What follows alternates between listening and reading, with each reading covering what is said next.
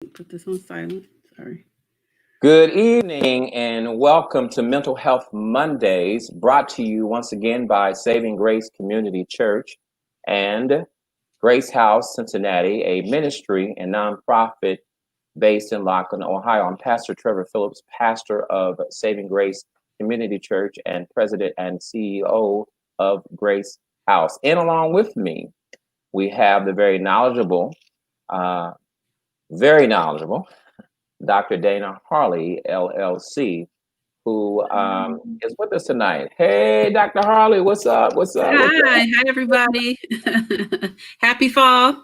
Happy fall. I feel the chill in the air. Uh, you know, uh, Someone once said it, and we always use it as a cliche, timing is absolutely everything. Mm-hmm. And September is Self-Care Awareness Month. Gotcha. And what a great time to deal with our topic tonight. Amen. Because really, it's a part of taking care of yourself. Mm-hmm. Um, in the United States, it is believed that 1 in 5 adults, or 1 in 5 Americans, almost 46.5 million people, live with a mental illness. Yeah. And certainly, as we look at 2020 and we look at the year it has been for us as a nation and as individuals, it has been some kind of year. With the pandemic, with the anxiety coming from the election, with the financial strain that's been placed on individuals and families because of the economy that has been affected by the pandemic. Some folk have had work hours to be reduced. Income has been lost. Parents who had no desire of being or ever homeschooling their children have found themselves put in the position of homeschoolers. Right. And it's been really a stressful time. And so it's not uncommon, and taking in consideration with all of those things that we face individually as a nation, it's not uncommon to hear somebody say, I'm about to lose it. Yeah, sure. I feel like I'm going crazy. I'm going bananas. I feel like I'm about to crack. And yes, it is not uncommon or a stranger, someone to say, I'm on the verge of a nervous breakdown. I'm about to break down. And so it's an expression, but it is an expression that really is reflective of the mood and temperament and disposition of many people today. So what a great time for us to talk about breaking down breakdowns. So tell us, Dr. Harley, what is a nervous breakdown? Is it the same as a psychotic break? Or is it the same, or is it different from a mental breakdown? Got it. So when we think nervous breakdown, if we think about the terms that we have heard historically describe mental health problems, then I think we make a connection there. So if we hear somebody say, I had a nervous breakdown, or such and such had a nervous breakdown, oftentimes we'll hear that someone in our family has had a nervous breakdown. And that's just how mental health problems have been described in the past. And so if I think about clinical terms to describe what a nervous breakdown is, or how it might be characterized in a clinical setting, then that would be something similar to a person having experienced mental health symptoms that are beyond their coping skills. So, for example, they would be having symptoms that interfere with their ability to love, live, work, and play, basically.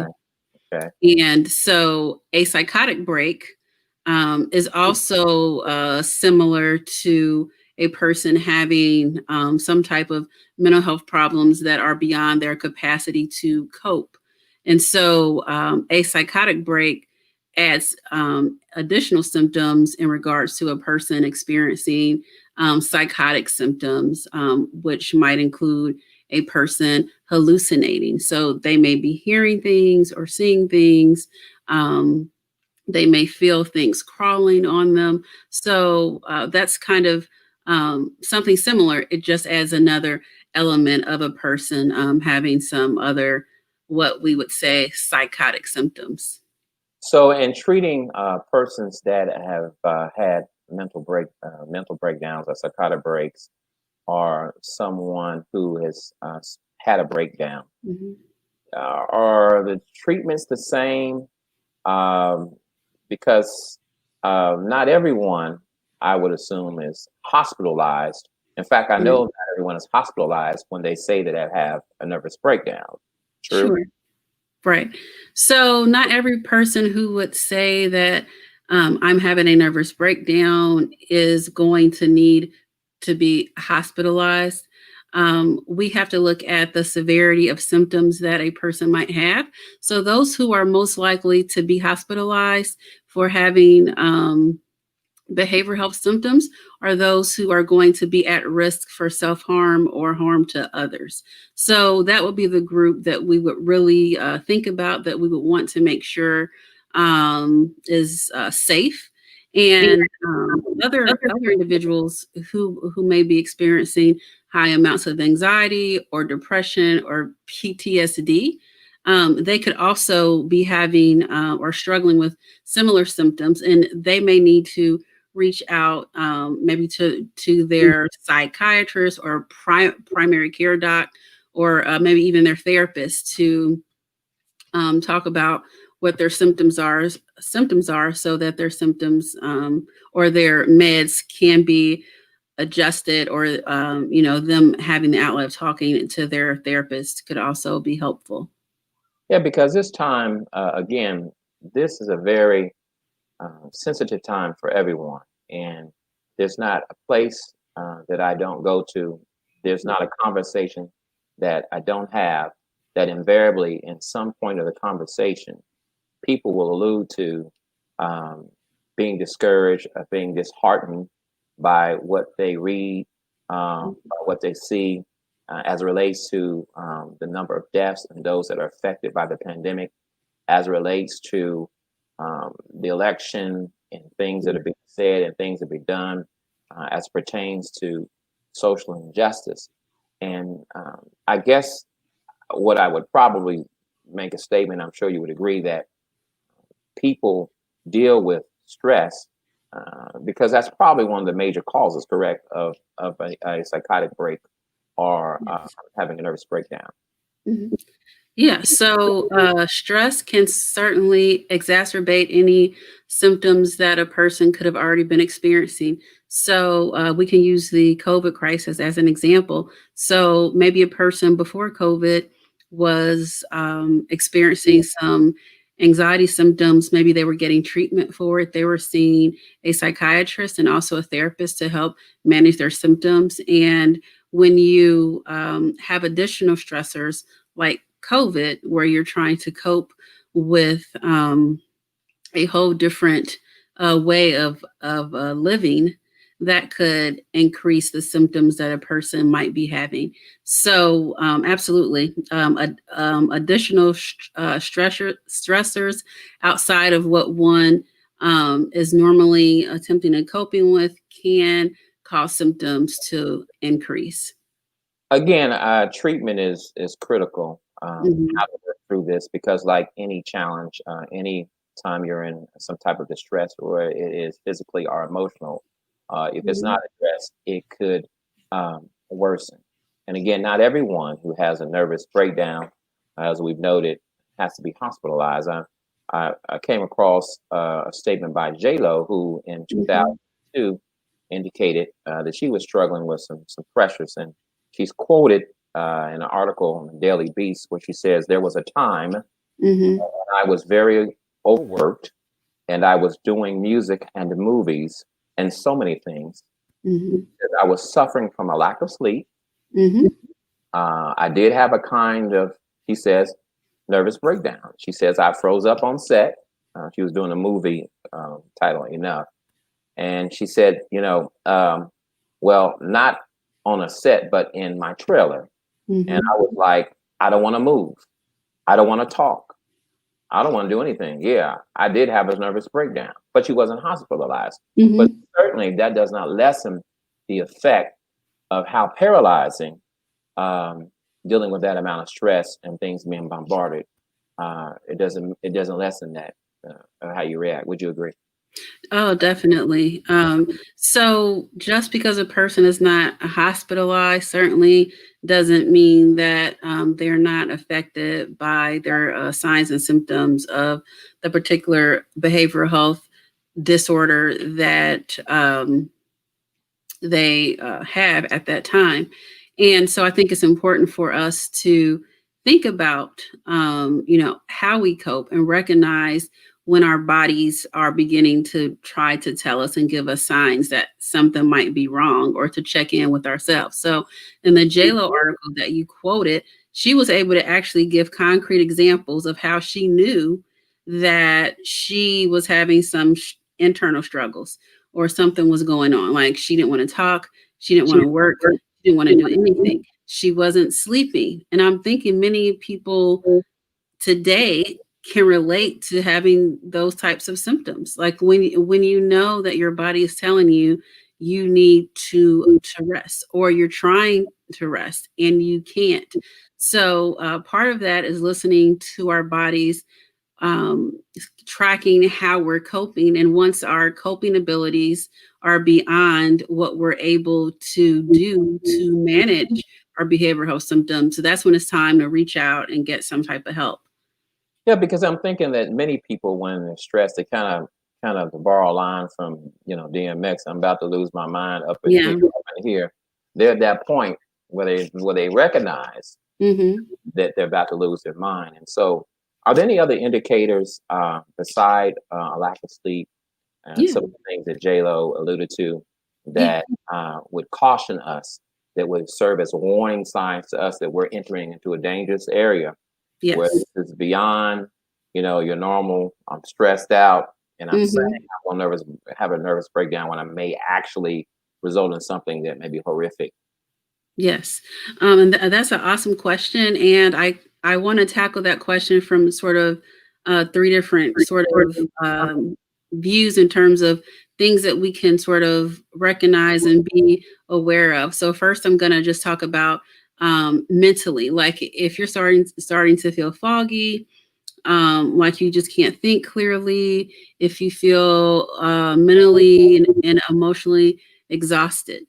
Um, if you're in a pattern of negative thinking and you're unable to make decisions, if you're unable to figure out a plan to get through your work day or being at home with the kids, those are all indications and signs that you might need to take a step back and look at things. Physically, if you aren't sleeping, if you're not eating well, if you are feeling tensed up, so if you feel like you are on edge and like you're about to, just Mhm. lash out. So those are all signs and indications that, hey, something might be going on. If you're having headaches or stomach aches, all those types of things tell us that something is going on. And then if you're losing interest in things that once interested you. So if you had a hobby and you love to golf and you're not golfing, or you love to spend time with friends and family, and you're isolating and you don't want to do those types of things. So those are all things that we can kind of think about and ask ourselves, do I even have enough energy to play with my children? Or do I have enough energy to get up and take a shower? And, sometimes people just aren't able to do their everyday self care, like taking a shower, self grooming, just basic types of things. Can be a problem. And then there's also problems if a person is feeling hopeless Yes. and they feel like they can't go on, and so we want to be very careful if a person is thinking those thoughts, but then, making sure that we're keeping track in terms of if those thoughts are turning into self harm thoughts. We want to make sure that we're aware of that as well. So our treatment options are, if we find ourselves in that latter portion where we may do harm to ourselves or others in our pattern, what types of things, what are some things we can do as individuals to kind of deal with the problem? What Yeah. interventions do we we take? What are some of our personal intervention options to turn those things around? And Yeah. should we go and we may be on the verge of a psychotic break? Mhm. What type of medications are you aware of? Treatment options there that are common that may help us. Mm. All right. So I want to start by saying that if a person does feel like that they need help, like it's okay to get help. It's okay to get the help that you're comfortable getting. And even if you're uncomfortable, you can always ask questions. You can take a person with you to help you make an informed decision about the best treatment for you. And so I would say, from the talk therapy standpoint, and that there are behavioral health experts out there that can help you with a host of different problems, anxiety or depression, Mhm, trauma, all kinds of stuff. Like there are people that specialize in many different areas. mhm, There are social workers, counselors, there are psychologists, there are spiritual counselors, there are people in the church. So there are many different people. But in terms of being diagnosed, you would need to go to a behavioral health professional, who would be a master's level social worker, counselor. It could be a PhD, a person in psychology that's able to give you a thorough behavioral health assessment and to look at your signs and symptoms and give you an idea about where your signs and symptoms fall so you can kind of figure out what is going on. And then you can be treated based on your signs and symptoms. And so a behavioral health expert will then look at your signs and symptoms and work with you collectively to develop a type of treatment plan. So you will actually have a written treatment plan about what you will work on in terms of improving your behavioral health. And so on the medication side, I'm a PhD, mhm, not an MD, so I can't say what's going to be the most effective for anyone, mhm. but certainly a psychiatrist or your primary care doctor can look at your signs and symptoms and, based on what those are, recommend a medication that might be helpful. And you may have to, use one or two or try out one or two until you find the medication that works best for you.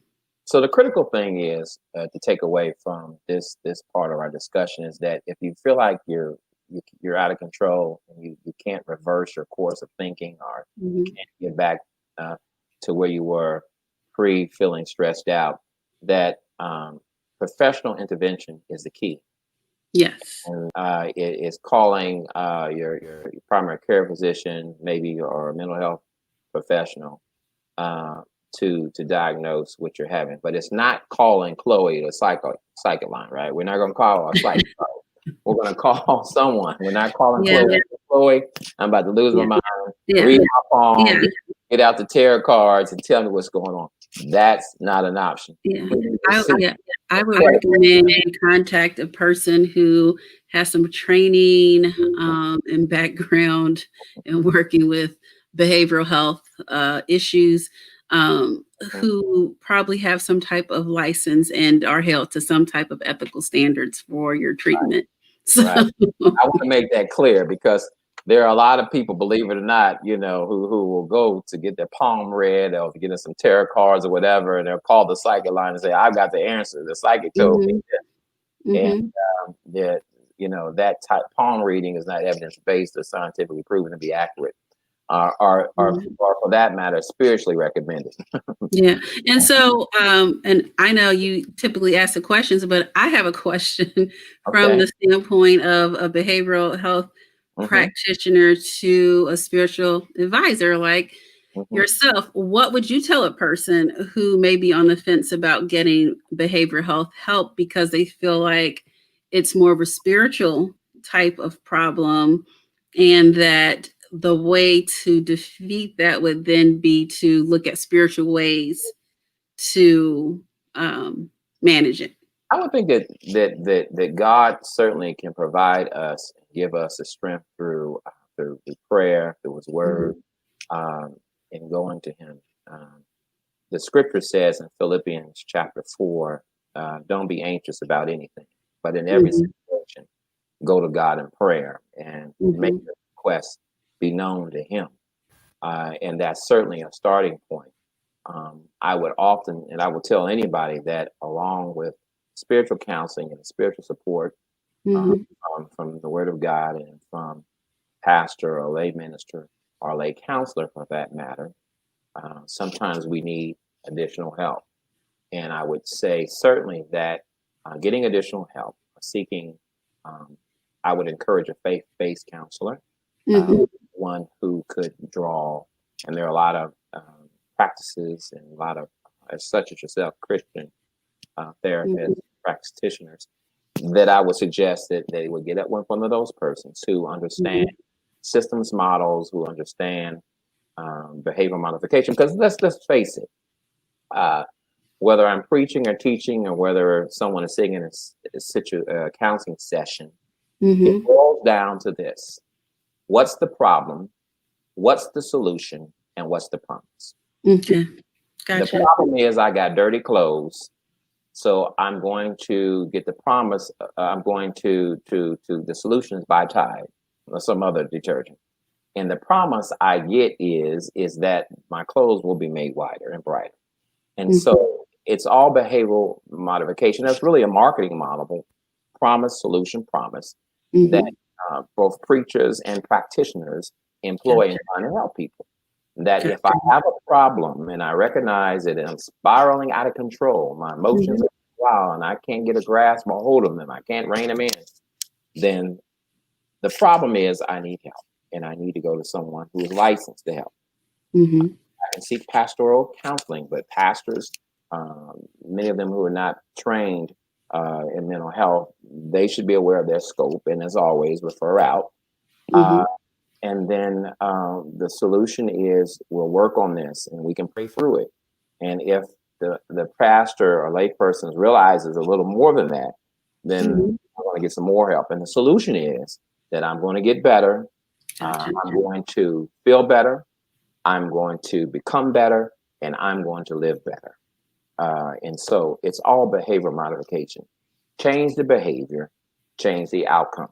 Mhm, What is the definition that Einstein said of insanity? Doing the same thing, mhm. expecting a different result. And so behavioral modification, PSP, that's what I would share, and that's what I always share. Got Because it, I may not be able to help you, got and it. I've been in counseling sessions where, I've been offering premarital counseling and things have come out and I said, you Mhm, know what, I'm gonna give you this biblical context, but there's some other things that have transpired in the past that you need to get some additional help with that to work mhm. through, even Gotcha, after even after you get married. got it. Well, thank you. I really appreciate your thoughts around that topic because I don't think people hear that enough Hmm. from sometimes their spiritual leaders. And I think they stay on the fence for much longer about making a decision Hmm. because they just don't know or they don't have, I don't want to say the approval or the validation that it's Hmm. okay, Right. so I appreciate you sharing that. And I did want to point out I am not a certified Christian counselor, but I Hmm. certainly use spiritual principles in Hmm. conjunction with clients who would like to use those types of things, Hmm. because that's obviously a strength, is strengths based, and Hmm. that's a very good coping tool. So. Okay. Okay. Well, I think that when it comes to someone in this stressful time, one of the temptations that's before us all is to have somewhat of a pity party, to join with others, Mhm, to say, "It's rough for me, it's rough for you," and we can ignore the identifiers of one who may be having some serious problems, and we just throw it all in the mix. How can we help each other during this turbulent time where we feel like that we on a verge of a breakdown. What sort of things can we? How can we walk along with each other? What might be some strategies, further strategies that we can Mhm. employ to make sure that we are thriving, striving through this stressful period? Yeah. So, one of the most important things I think we can do is once we are walking alongside a person who is having some mental health problems or some challenges, is to reassure them that there is help out there and you're willing to help them get help. Sometimes you just may have to use some empathy and say, I've noticed over the last couple of weeks that you have not been yourself. Help me understand what's going on. How can I help you? So we're not blaming, we're not shaming people. We're Mhm, just approaching them with a caring attitude and a caring heart. mhm, mhm. That's a great point. Is that we understand that it could be us, and again, each person reacts differently to stress. Hmm. uh, People act different ways. We're built different, and it's hard Hmm. to say what we will do in any given certain situation. We can certainly say with 100% surety how we would like to respond, Hmm. but I think that we've got to make sure that there is a recognition that the struggle Sure, sure, and it is. Yeah, that the struggle yeah, is real to you, is real to me, and but the best way to go about it is really to take care of ourselves. Is yeah. is our nervous breakdowns, our psychotic breaks, are they avoidable? I think that if you recognize your signs and symptoms early on, that you can avoid, having more severe symptoms. So once you start to notice that your signs and symptoms are picking up, so for example, if you notice that you haven't slept in 5 days or you haven't eaten in several days, if you're feeling like you're really foggy and can't think very clearly, like those are all sort of those signs to kind of think about, maybe something's happening. And then that's when you sort of tap into your coping. You tap into, what's going on with me, what do I need to actually do to figure out what's happening with me emotionally?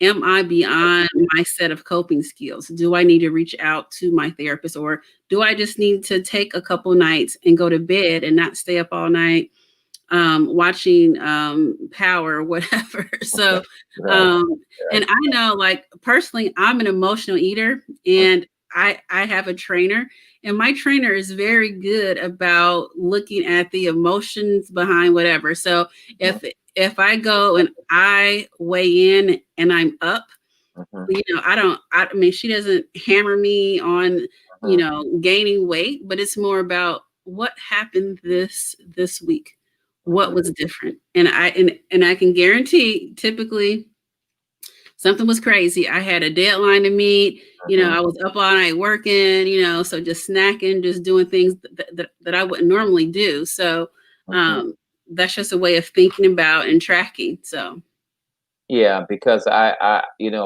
too, I try to watch my weight, and sometimes, mhm. as the going says, I have a weight problem too. I can't wait to eat, but I think that, but it's a very real struggle, and it is a byproduct of the stressors that go on. But I think that folks need to know that um, they shouldn't feel shame or feel like outcast or some a person that should be looked down or even pitied.